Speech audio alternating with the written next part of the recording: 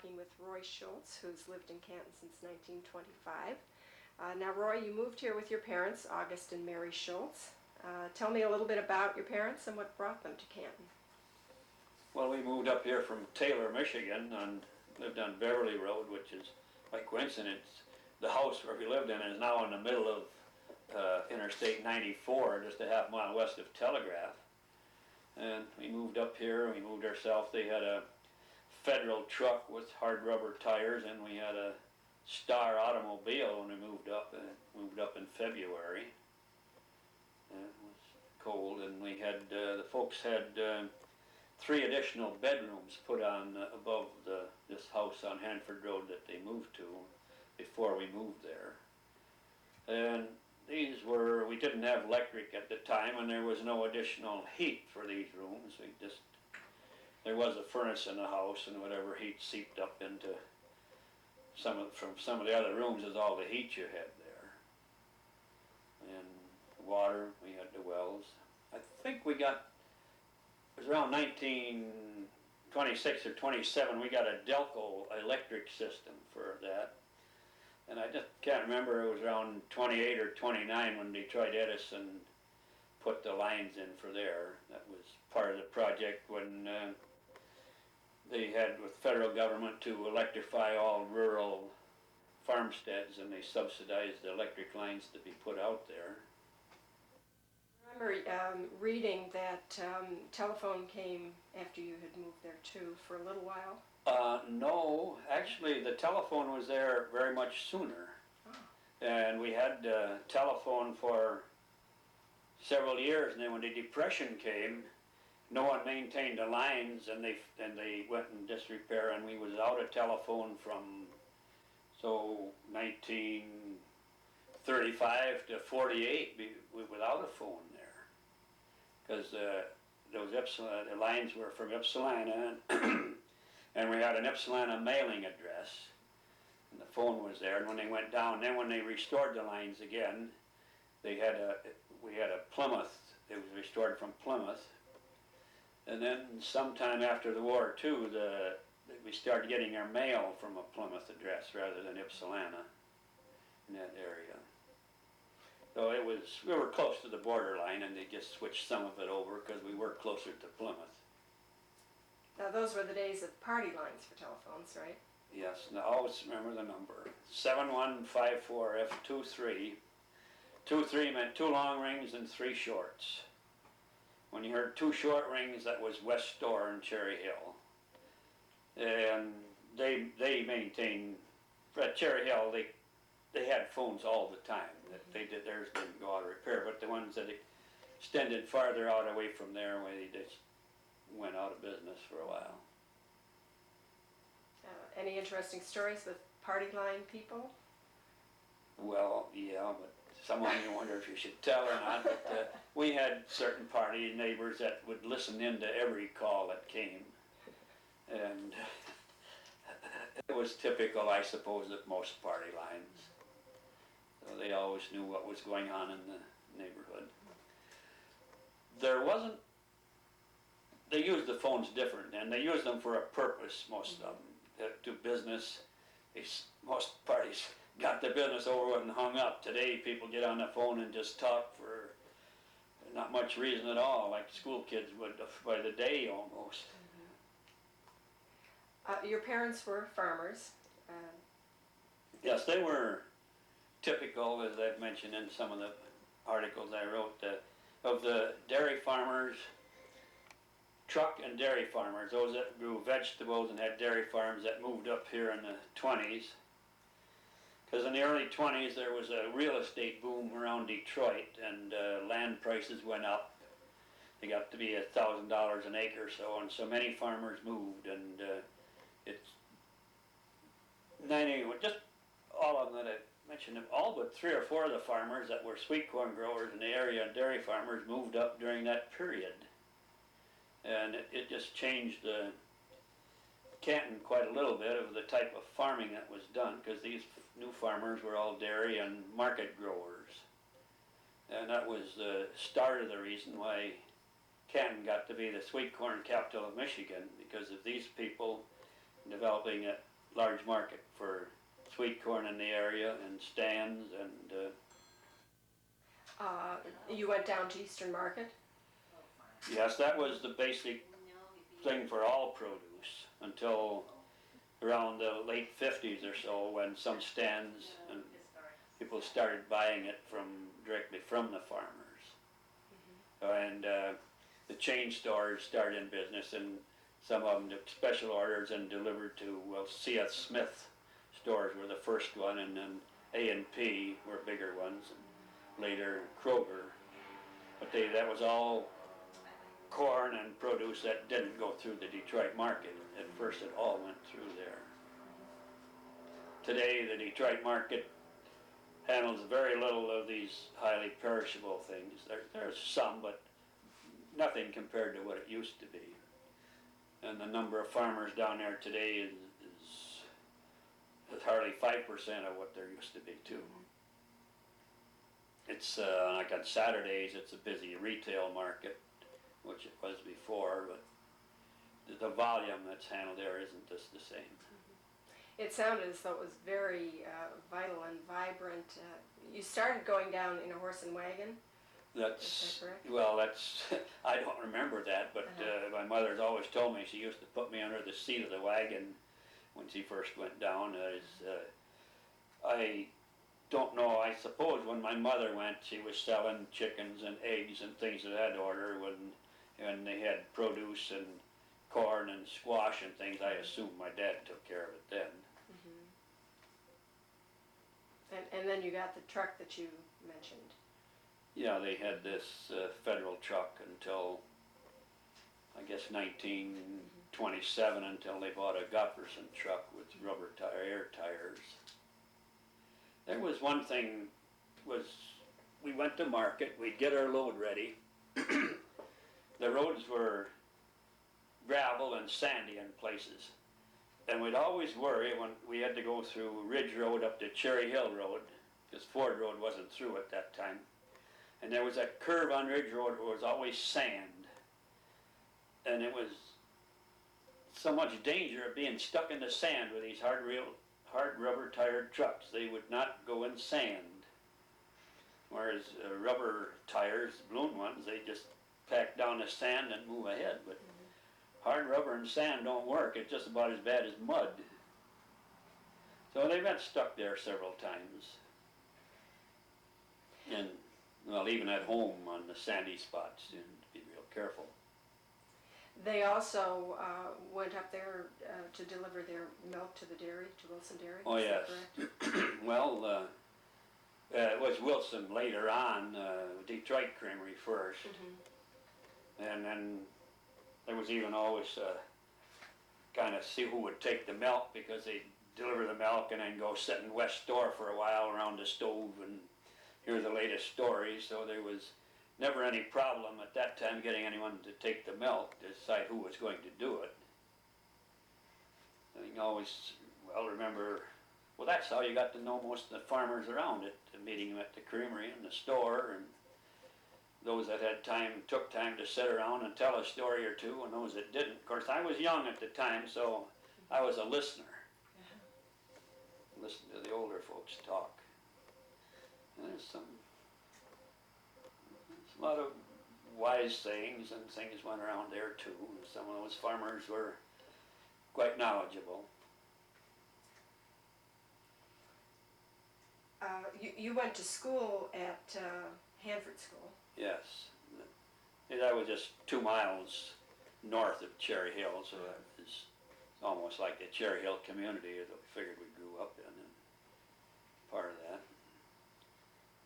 Hanford School until 1930. That was the same time. I was just trying to recall when that school got electric. I can remember the gas light they had up, but I know we had electric before I left, but I don't remember where the switches were or anything like that, but it must have been there.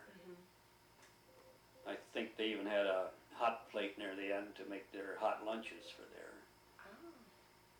But I would think I would remember turning switches and that, but I don't. What about heat? What What did they use? for heat? Stove or? Oh, they had a furnace in the basement with one large register directly over the furnace, and it was quite adequate. As when you stood over the register, why girls always wear skirts, and if it was really going strong, they would raise. I remember reading about the citizenship club at school.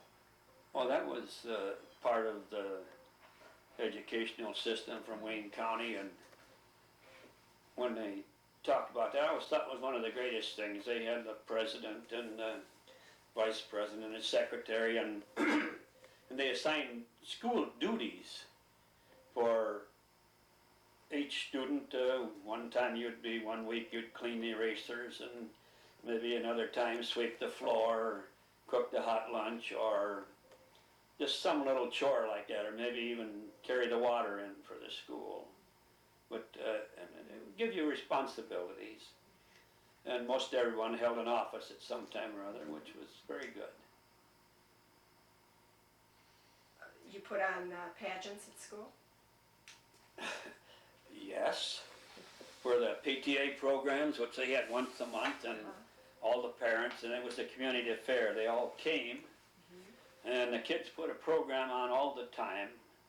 That would call for several pageants or plays, and then somewhere along the line, one teacher decided that if these, well, what it was, at one PTA meeting, 3 of us boys got up and took an apple to the teacher and give it to her. Here's an apple for the teacher, and I don't know. She got the idea if we was going to do things like that, she could put on a play. So at that time we rehearsed and a 3-act play and put it on, which lasted a couple hours. And then even in the Cherry Hill community, there was a lot of young folks there at the time, and we put on a play there. It was called Here Comes Charlie, and we presented that, I think, 8 or 9 times in different locations. Twice at Cherry Hill, the first one and the last one, they asked for a repeat performance, and I think the same people came again. Became a traveling theater troupe. Well, it was good.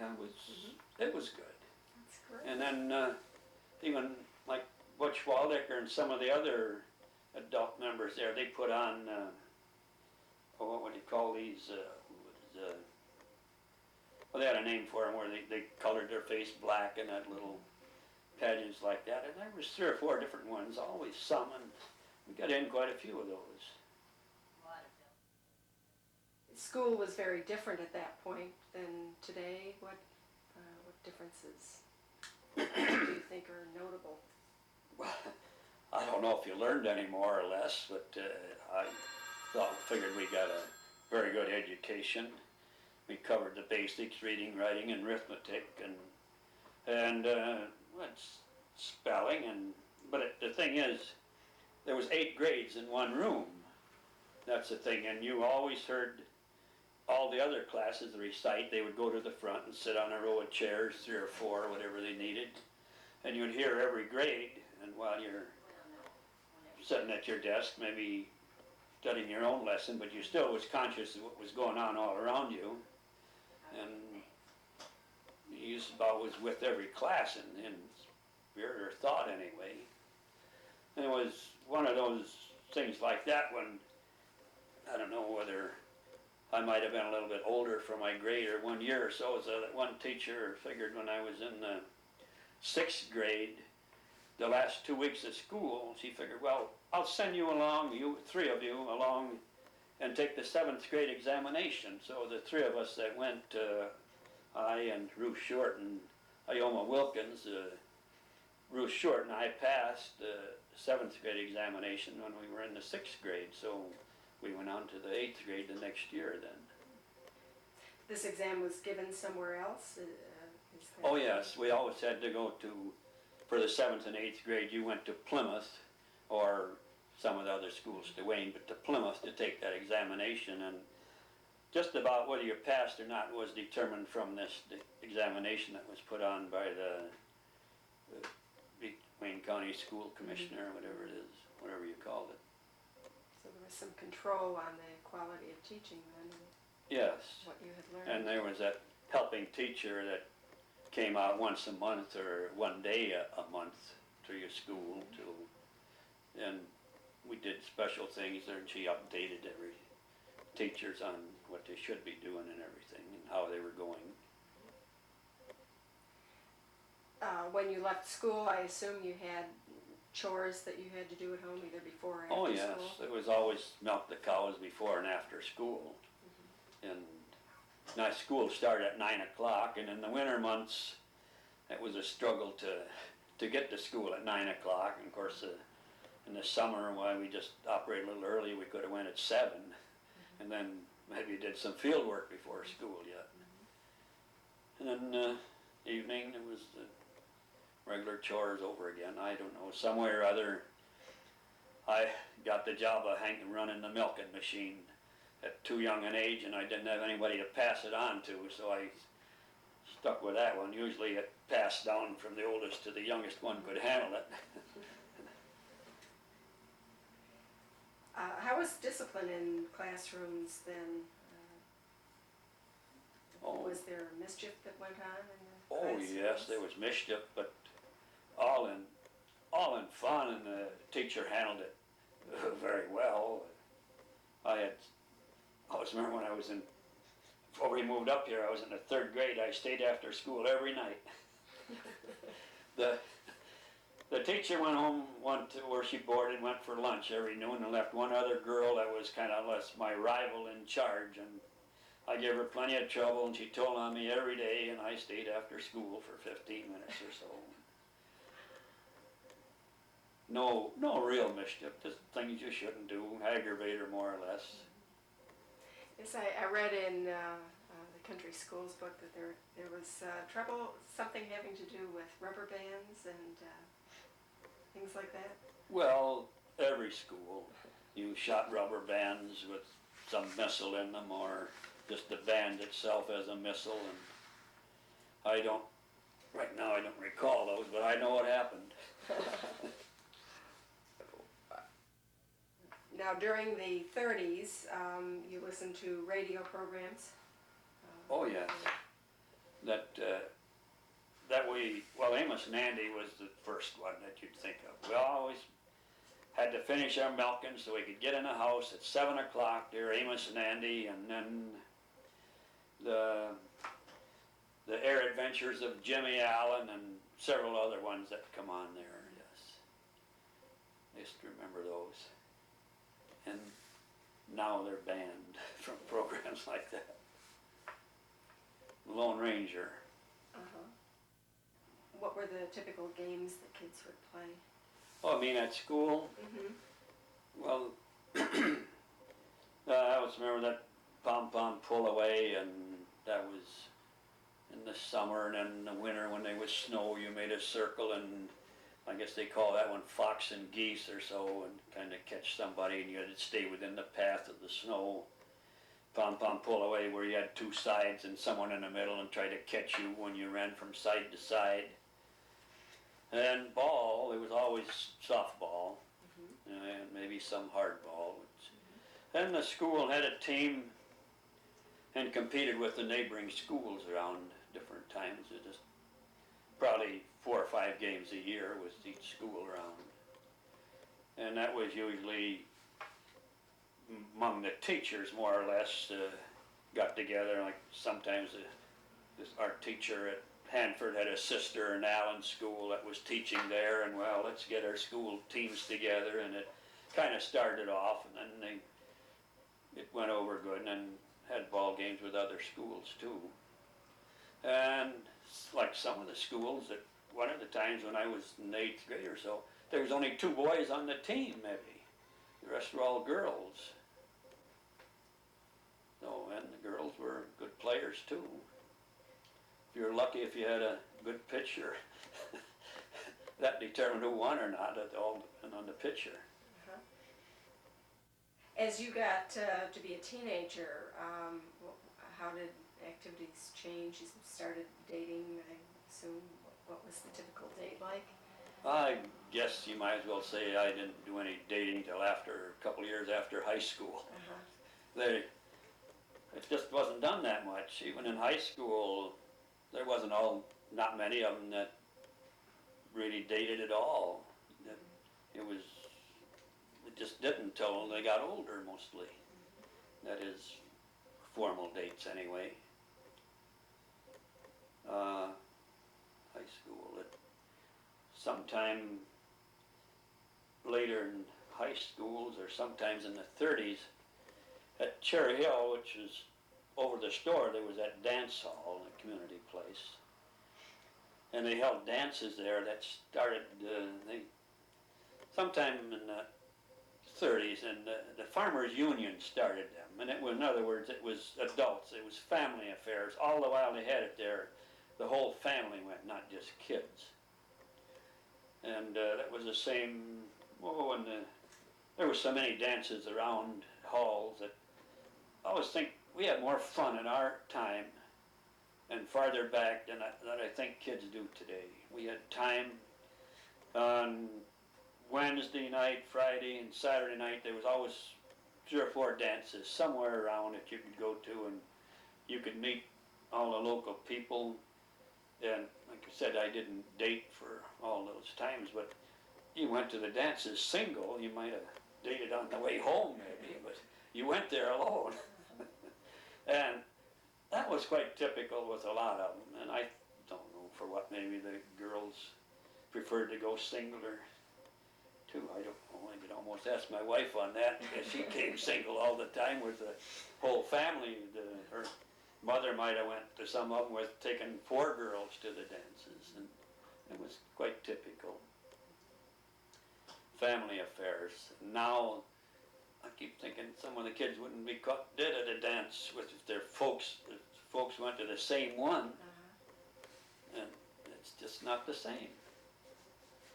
But we had fun, and we seemed to have time for it. Different pace of life. Pardon? A different pace of life. Oh yes, for all the work we did, and we worked hard, we seemed to have time for fun. Even the parents and that. Oh yeah, and Depression, those years, I think they were, for some reasons or some purposes other, they were the fun years. We had local parties, card parties, and they'd have a big lunch afterward. You'd be surprised at how much they'd eat after one of those parties. And I don't know, I just look at Depression years as fun years. We didn't have money, but we had fun. And things, I know the folks said they're, well, typical of a lot of them, they didn't pay their taxes, and the county would, they weren't foreclosing, they give them time. And then it might have been 1937 or 38 before they caught up with 1934's taxes in a lot of cases. And so many times it wasn't the people's fault really, because so many banks closed and they lost their money. There was a lot of money lost in banks when they closed during the 30s and Depression. On top of the fact that things were so tight and banks were closing, we had 2 of the driest years in record too. The droughts of those years, we just barely had enough feed to feed the cattle through the winter. Very dry. I remember reading that growing corn was very labor-intensive Oh yes. occupation. Well, Tell me a little bit about what was involved. Well, yeah, we, depending on the year, of course, in 1920s and that, it was all planted with horses at that time. Earlier it was planted by hand, but then with horses and a 2-row planter. And there was no weed control, so so I had to cultivate it, which was done with a horse cultivator, or usually just a 1-row cultivator. A few people had 2-row cultivators, and then picking and all that was still done by hand. Well, some of it hasn't changed too much, even though they have mechanical sweet corn pickers. It doesn't save labor, because what labor you don't use in the field, you have to make up in the packing shed to sort it out. Because when you're picking it by hand, you are actually sorting it at the same time. you just pick the good ears, but the machine picks everything, and a lot of extra trash. So that part, there's still a lot of labor with a lot of the vegetable crops. What was a corn boat? A corn boat. I don't. We had that little boat.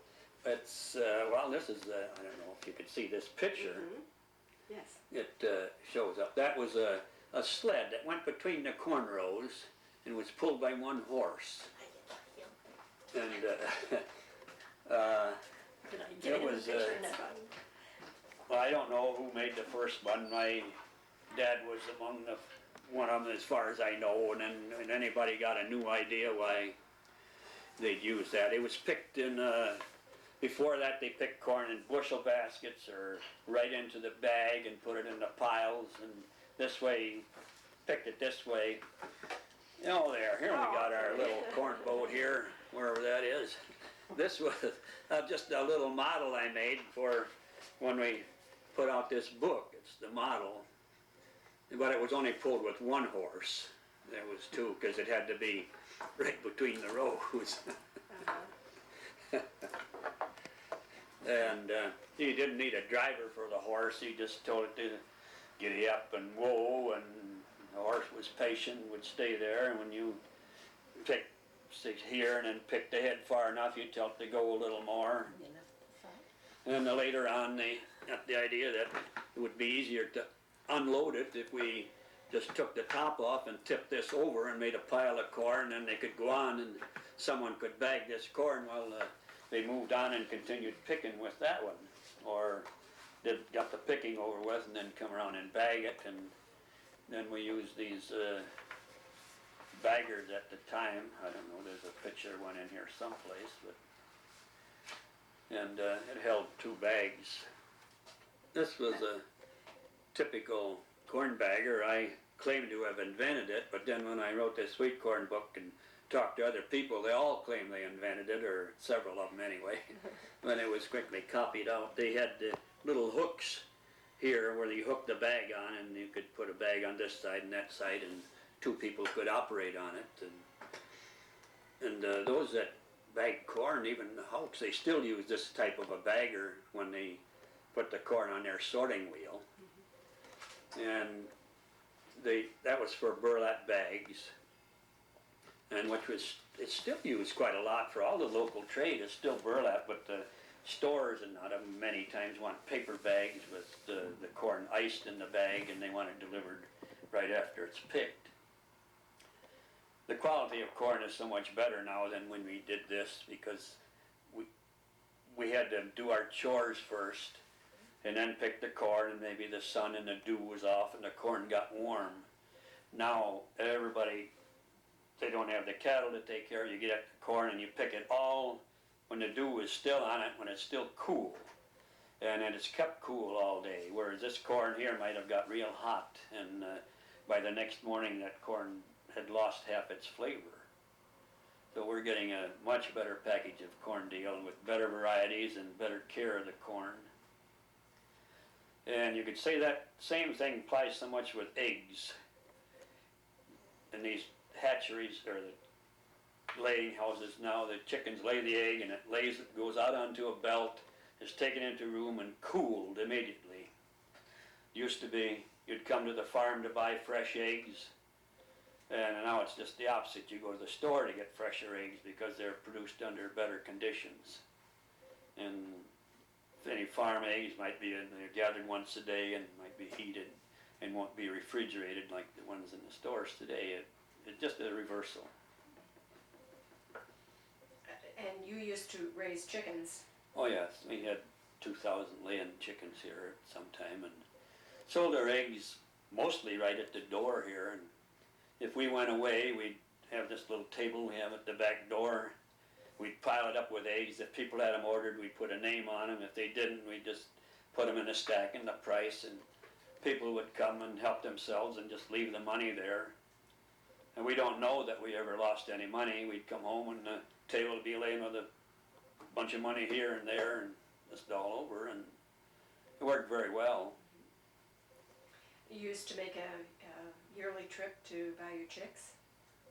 Yeah, when we bought baby chicks, yeah, Uh-huh. we'd go to Bridgewater. Later. We got acquainted with that hatchery because my brother got chickens there and was satisfied, so we'd take our car and when somebody had, if some of the kids, if they could go along, would go along, but well, you'd stop at the school a time or so and showed the baby chicks.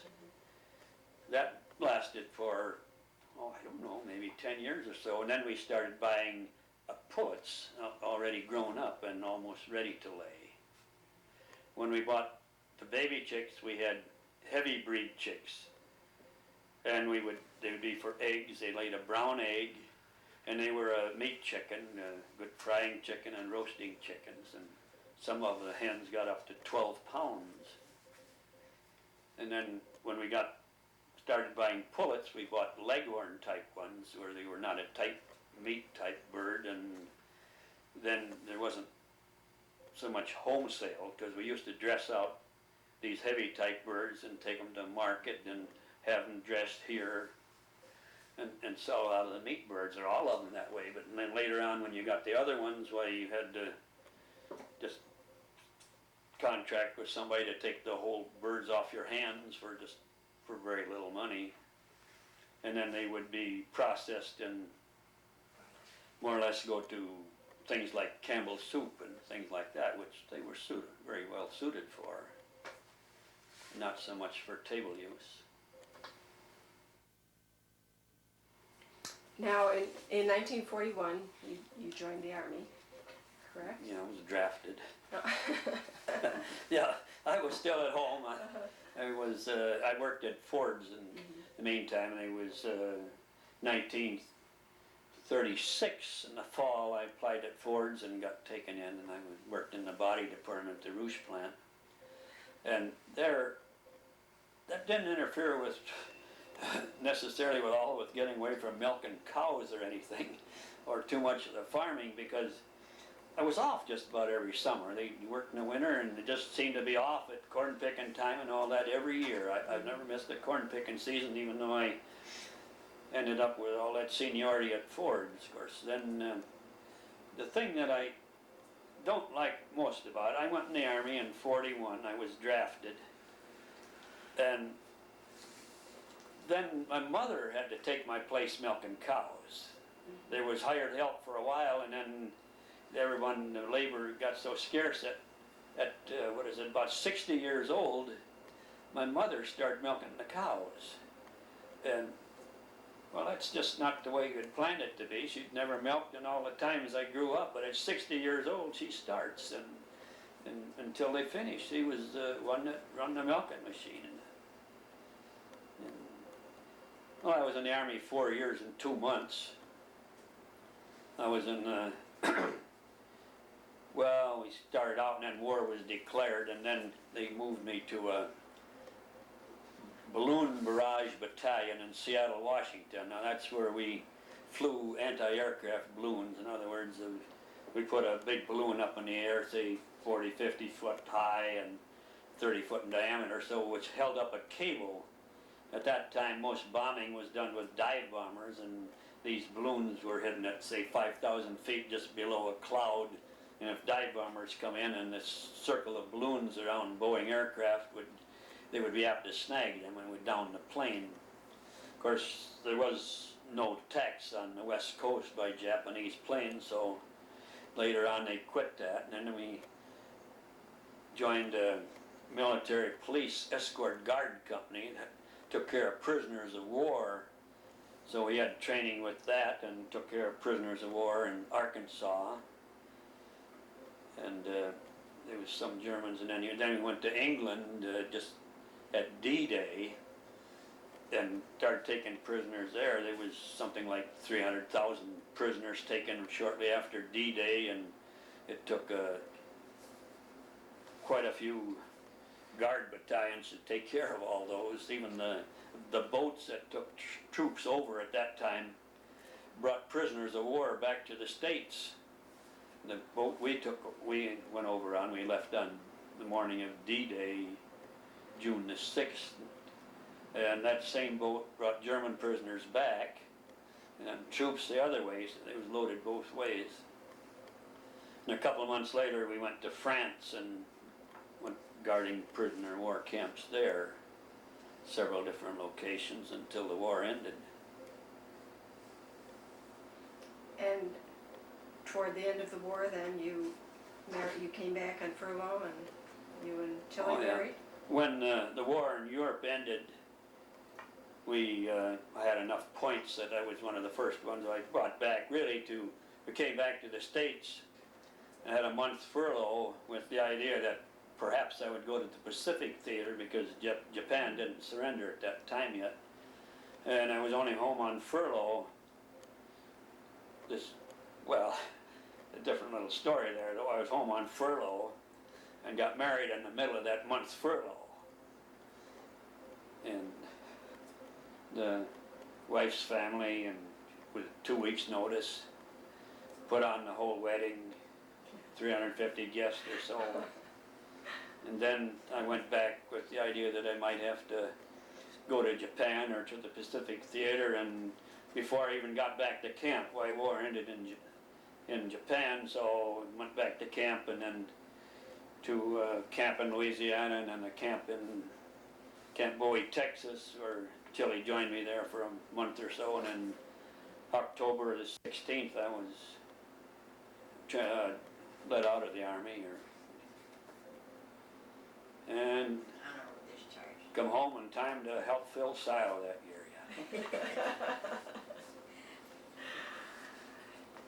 It was shortly after that then or immediately that you bought this home, this farm? Well, yes, I was discharged in October the 16th, and sometime in November or December we made an agreement to buy this place, and we moved in here in it's February, I guess, too, yeah. February of 46. And you raised a family of daughters? Yeah, raised 4 daughters. We'd lost our first baby at 9 months, but then we had 4 daughters that grew up here. And their memories are all of this farm, and we're still here. And their grandkids' memories will be of coming to a farm like this too. I spent about, I don't know, 3 or 4 years ago, I spent quite a little time making a model of what this farm was like in 1960. And it's replica, made to scale, 1 to 60. And I don't know, it's out here in the shop, and lots of people have seen it. And then that worked good, and I ended up making a model of my brother's farm at Proctor Road and Denton Road. It's Elmer Schultz. And he surprised their kids, I don't know, about 1.5 years ago at some occasion, presented it to his 4 children. Of course, Elmer and his wife are both gone now. And they've had a lot of people look at it, a lot of comments on it. If you could, with this camera, I'd like to have you show in that model. Oh, okay, sometime great. that it's up in the shop there. Okay.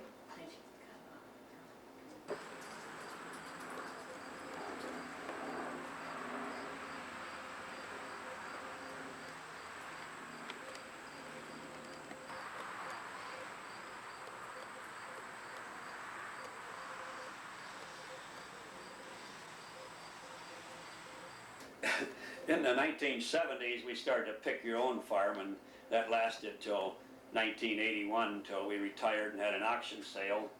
And since then, I've more or less picked up on my hobby of making goofy, oddball things.